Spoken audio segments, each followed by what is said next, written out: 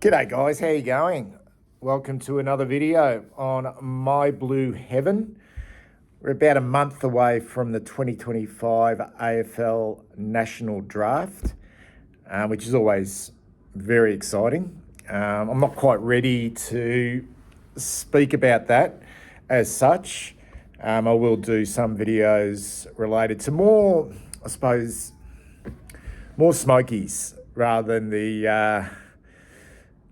the players that are continually being mentioned. Watched a lot of Coates Talent League football this year and APS football as well. So, I've got some, don't know if they're theories, but I've got some ideas and some observations about a couple of players that we may take that have not been mentioned at all outside of Harry Dean and Jack Ison. Harry Dean, obviously father and son, and Jack Ison, an NGA product, who will be at our football club come trade period and into 2026. What I thought I might do though is just go through our list at the moment at what it looks like. So I've come up with this table. I'll put it up now. Hopefully you can see it okay. I've put the positions on the field into 10 categories: small defenders, medium defenders, key defenders, wing, midfielders, small forwards, medium forwards, key forwards, ruck, and I've got a utility category there as well. And as you can see, I've put Harry Dean and Jack Ison in the mix there because I am 100% sure both players will be at the Carlton Football Club, as I mentioned before. There's no doubt about that. I suppose the interesting thing here is we know that a bid will come for Harry Dean in the top 10. It's where a bid comes for Jack Ison. That's probably the interesting point. It'd be a bit of a curveball if it comes before 20. And it wouldn't surprise me. It really wouldn't. To see someone put a bid in for Ison before 20. It's not that he had an exceptionally good year, both at APS and Coates Talent League. He didn't set the world on fire at the National Championships playing for Vic Metro, but he does have some really good qualities, particularly physically and from a football point of view, that clubs could be seduced by, and it's about projecting what these players can do moving forward rather than what the impact they're going to have straight away. So he does, at 190 centimetres, I see him as a utility. He can play basically anywhere, whether it's forward, on a wing, down back, through the midfield. At the moment, you probably think they'd play him across half forward or on a wing at VFL level. But yeah, he's just, I think that the area that, and I don't think it's even a concern once you get into the AFL environment and within the professional environment at a football club, he's a little bit of an unknown in regards to the mental side of the game. I think he's a real competitor, but I have seen him, particularly at APS level, Coates Talent League, spit the dummy a little bit with his teammates and the umpires. But that's okay. A lot of young players can do that. So there's no doubt that both Dean and Ison will be at our football club next year. So how many other players we take in the national draft beyond those two, I'm not quite sure. I don't think we will take the other NGA products in Midjara Clark or Gresham. I don't see that as a possibility. I'll speak more about that in later videos, but outside of Dean and Ison, it's a bit of an unknown. I have got some ideas which I'll share with you in other videos. And then we've got some players in limbo here. Elijah Hollands, who's contracted, probably should be on that list considering he's contracted for 2026. But we've got Mitch McGovern, Will White, Flynn Young, and Harry Charlson. Knowing my luck, I'm doing this video and the club have announced that either McGovern or Will White or Flynn Young or Harry Charlson have got another contract but they've been delisted. Hopefully that's not the case. I can get this video out before that, because I notice a lot of other clubs, particularly Geelong and Hawthorn, delisting players. I'll get to that 5 in a minute and what I think, but this is what it looks like, our list at the moment. We know the outs. We know all the outs. We also know the ins at this stage through the trade period. So we'll start with the defensive end of the ground. Now, I've highlighted some players because I believe they've probably got more flexibility, only based on the fact that they've played different positions, whether that was last year or in previous years. But this is predominantly where we will probably see them over the course of next year. Our small defenders, we've got 6 there. Adam Sard, at 31 years of age, contracted until the end of next year, signed earlier on this year, had a really poor year. He just appears like he's getting really old really quickly. Was he banged up a little bit this year? Can he go away over the off-season, and really freshen up? Interesting now that we've got Oliver Florent into the football club. Does Adam Sard's position in the team, if he continues on with that form from last year, is there a possibility he does fall out of the team? Because there are some youngsters coming through, including Matthew Carroll. But we've got Adam Sard. Jordan Boyd's definitely out of favour. In fact, so much so that if he wasn't contracted until the end of next year, he would have been delisted. He would have been on the trade table, but he would have got no sort of interest from any other clubs. I feel that Florent has got a lot of flexibility, can play wing, can pinch hit through the midfield. I don't think he's necessarily ever played a forward role, although he's kicked 50-odd goals from his 180 games. But I think we'll see him down back with that run. Monahan, interesting one with Rob Monahan, guys. Like, he played as a small defender for the whole of last year in the VFL, and he did show some improvement from his first year.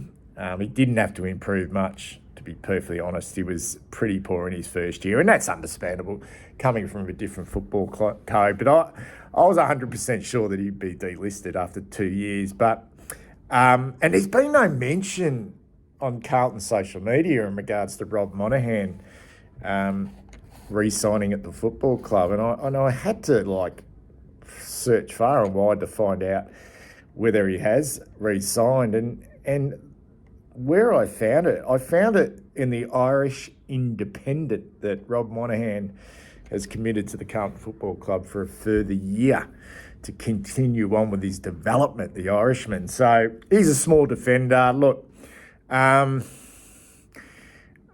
don't know. I'm not going to comment on it, because I think you know my feelings on Rob Monahan. I want the kid to really shine and show some big strides next year. But yeah, there's a long way to go with Rob Monahan. Billy Wilson, big year for him next year at 20 years of age, still quite young, but only a 1-year contract extension. Small defender, and I suppose the big mover last year was Matthew Carroll. Where does he fit in now with Nick Newman coming back into the team, and also Oliver Florent coming to the football club? I've pushed Ollie Hollands into the wing category, but it wouldn't surprise me if Michael Voss perseveres with Ollie Hollands down back. Maybe he can be convinced from his new assistants that the best spot for, I think, Ollie Hollands is on a wing. So is that a well-stocked small defender bracket? It's okay. I think it's strengthened with Florent coming in.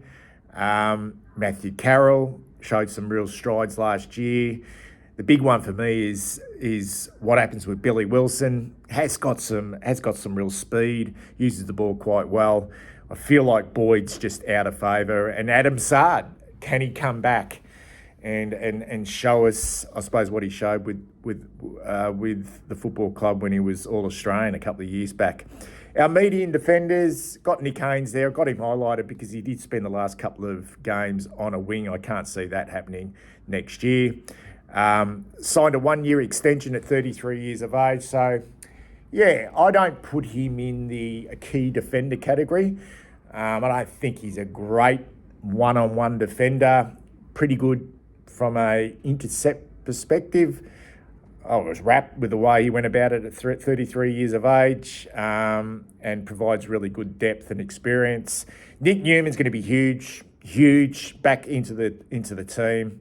Still only 32 now. People look at that and go, yeah, he's getting on in years. Of course he is, but he'll be a year-by-year proposition for us. But we did miss his ball use and his experience and his leadership down back last year. Can't wait to get him back.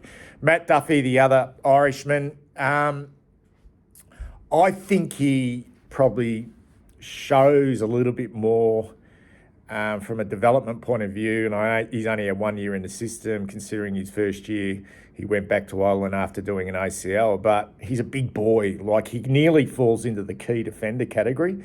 I've got him medium here. And he'll spend probably another year in the VFL developing, but he could be a bit of a surprise packer given his size. He's a really powerful athlete, and I think Lockie Cowan will lock down that medium sort of running defender type player that can play. Can play a little bit above his height at some stage, but certainly can play on a smaller forward. And our key defenders. Not well stocked at the moment, losing Jack Silvani. Lewis Young got 1 year to go on a contract. A lot of question marks still on him. Wiedering's the big one down there. We're not going to see Harry O'Farrell at all. You wouldn't have thought in 2026 with an ACL recovery. And we bring Harry Dean in, who's going to be a very, very good footballer for us. There's no doubt about that. He's still a little bit undersized when you talk about key defenders at 193.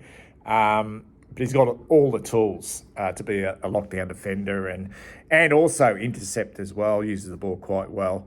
So could we bolster that a little bit more? It's going to be very, very interesting.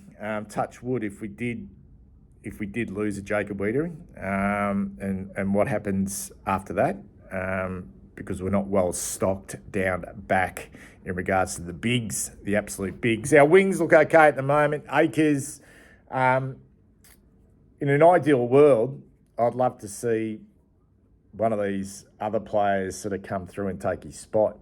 Maybe that's not going to happen early in the year. He's still contracted for another 2 years, Blake Akers. We've got Campbell Chesser. I've highlighted him. I don't know a lot about him. I just don't know a lot about him. Other than reading a bit about him, watching a few highlights here or there. Wing seems to be his spot. Could be down half back. He's got some speed. He's an outside player. Uses the ball okay. I'd love to see Ollie Hollands back on the wing. Only 1 more year contract for Ollie Hollands. Jackson Binns, I don't see him pushing into this team at all. And Lucas Camporelli, another one out of contract as well, an emerging winger. Be interesting to see his development. But I think that's kind of well stocked, considering that some of the midfielders can push out onto a wing as well. So our midfield, Cripps, got him highlighted because given the fact that we don't have a lot of sort of key position forwards, he might spend a little bit more time forward this year than he does in the midfield. We've still got a plethora of inside mids: George Hewitt, Best and Fairest winner, Adam Chera, Sam Walsh, Cooper Lord. Can't wait to see what Jagger Smith brings to the table. And Ben Camporelli, like his brother, out of contract at the end of next year. Question marks on his disposal, inside mid. His development, like his twin brother, is going to be fascinating in 2026. Small forwards, have we added to the quality with Ben Ainsworth? I think we have. Contracted until the end of 2028. Now, with these small forwards, we hear the term high half forward. I think all these small forwards are required to get up the ground, get up help out defensively, outnumber at the stoppage, win ball outside of forward 50, kick the ball inside forward 50. This maybe spend a minute or two in the midfield. So I see all of them. Some do it a little bit more than others, but I see all of them as a small forward or a high half forward. It's got Ben Ainsworth. I think he's quality. I really do. Is he A-grade small forward? Maybe not for the Gold Coast Suns, but I think for us, he comes in as an A-grade small forward. I cannot honestly see a position for Lockie Fogarty at the moment. I know he brings great defensive pressure. I can't see him being at the football club beyond 2026.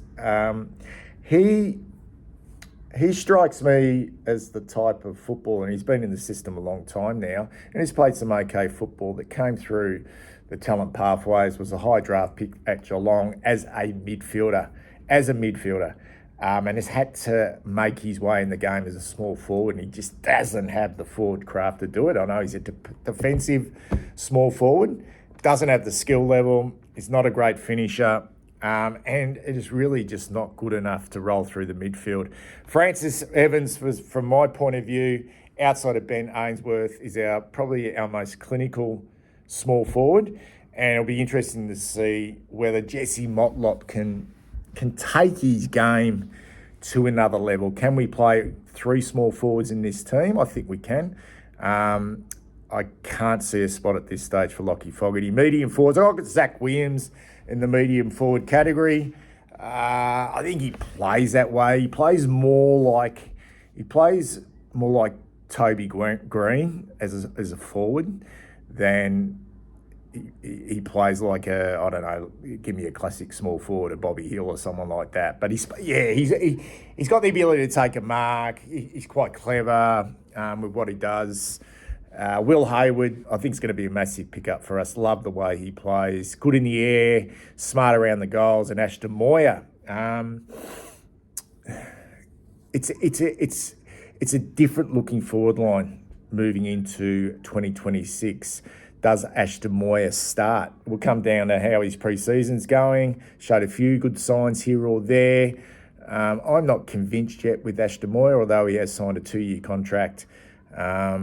Pretty smart footballer. I think he's pigeonholed in that spot as a medium forward. Key forward, and this is the big problem for us guys, isn't it? Harry. What the fuck happens if we lose him? Like, what the hell happens if we lose Harry Mackay? He is really, when you look at our list at the moment, the only key forward. We lost Charlie Curnow and we decided to delist Harry Lemmy. Now, I'm not saying we should have kept Harry Lemmy, but it certainly left a hole in regards to depth in the key forward stakes. That's why I've got the Rucks highlighted, Liam Reedy and Hudson O'Keefe. I'm not convinced that any of those two lads could play permanent forward, although they will be tried there. I mean, Hudson O'Keefe is a nice mark. Has he got the craft to be a permanent forward? I don't think so. I see him as a pure ruck, really, that has the capabilities to go forward. Same with Liam Reedy. He's a ruck who maybe can go forward and hit the scoreboard, and Pitnet is just pure ruck. Ruck stock's okay. I think there's some relatively good depth there. The only question mark for me is Hudson O'Keefe's body. He's had a couple of really nasty... He's nearly 21 years of age. He's had a couple of really nasty hamstring injuries. And I've got utilities. I mean, Brody Kemp. I mean, people will say, well, Brody Kemp will play forward as a key forward. That's probably true. And I've got Matthew Cottrell as well as a utility. Where does he play? Can he play down back, across half forward, on a wing? A run-with player, so he can play a variety of different roles. So, a few things here. I've got Harry O'Farrell. That equals 40 players, guys. 40 players at the moment. And this is pre-draft. And I don't even know exactly what the list number is. Is it 44, 45? I know Harry O'Farrell's not going to play any part really next year, so he's on the long-term injury list. So really, at the moment, we're on 39. So how many of these guys, Elijah Hollands, Mitch McGovern, Will White, Flynn Young, Harry Charlson, if, say for example, we decide, yep, okay, we're going to give Mitch McGovern, Will White, Flynn Young, Harry Charlson another contract, that pushes us up to, that's 4 players, that will push us up to, 43, 44. That's not going to happen. Okay, that's not going to happen. So there's no way that all of those players are going to survive. You wouldn't have thought. And I'm none the wiser, really. I mean, my thoughts on Elijah Hollands. I would love for him to, and I've got him down there as a small forward. That's probably incorrect. He is a mid that can play across half forward. He's your classic high half forward. From a talent point of view, it's a no-brainer to keep him. But I just don't know what's going on. And my thoughts, because, and I'm not going to go into it again. If you want to watch the video, go back and watch my video on my thoughts on Elijah Hollands. But I'd love for him to be one of those players to see out his contract. Mitch McGovern, you would think, unless they've put a line through him, you would think that he's got to come in. And when he's up and about, he's actually easily best 22 in this football team, either as a defender, and he can play forward. I've got him down there as a utility. Have we gone past using Mitch McGovern as a forward? If we don't have anyone coming through as a delisted free agent or anyone in mind, because you could not draft an 18-year-old as a key forward and expect them to come into this team. Do you bring Mitch McGovern in, give him a lifeline, a 1-year contract as insurance in this football team, not guaranteed to play every week in the AFL? I don't think other clubs are knocking down the door at the moment, but if we delist him, I think the contracts run out at the end of this month. Is that correct? If we do delist him, maybe other clubs will swoop on Mitch McGovern. I feel like we will give Mitch McGovern a contract. It's better the devil you know at this stage. And I only think one of either Will White or Flynn Young will survive. And my feeling is that Will White won't get another contract and Flynn Young will. And I don't know about Harry Charlson. I really don't. He'd be extremely unlucky because he played some good football. 18 games in the VFL last year as a defender. We seem to have a few defenders of that size. So will there be essentially opportunities for him down the track? I'd like to see him get another go, considering we give the Irishman a 3rd year.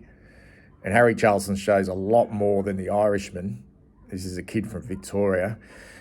Do we delist him like we did with Matthew Carroll last year, let him train over the pre-season and then re-rookie him? I'm not quite sure. But I feel like Will White is the one in trouble there. And they'll potentially give Flynn Young, because he just offers something a little bit more than just the small forward role, Flynn Young. And he did play some good footy at the back end of the year. And I don't know about, as much as I'd love to see Elijah Hollands, I reckon he's gone. Which opens up a few more list spots for us come national draft time. The other alternative too, if we're a little bit worried about our key defensive stocks, is Ethan Phillips.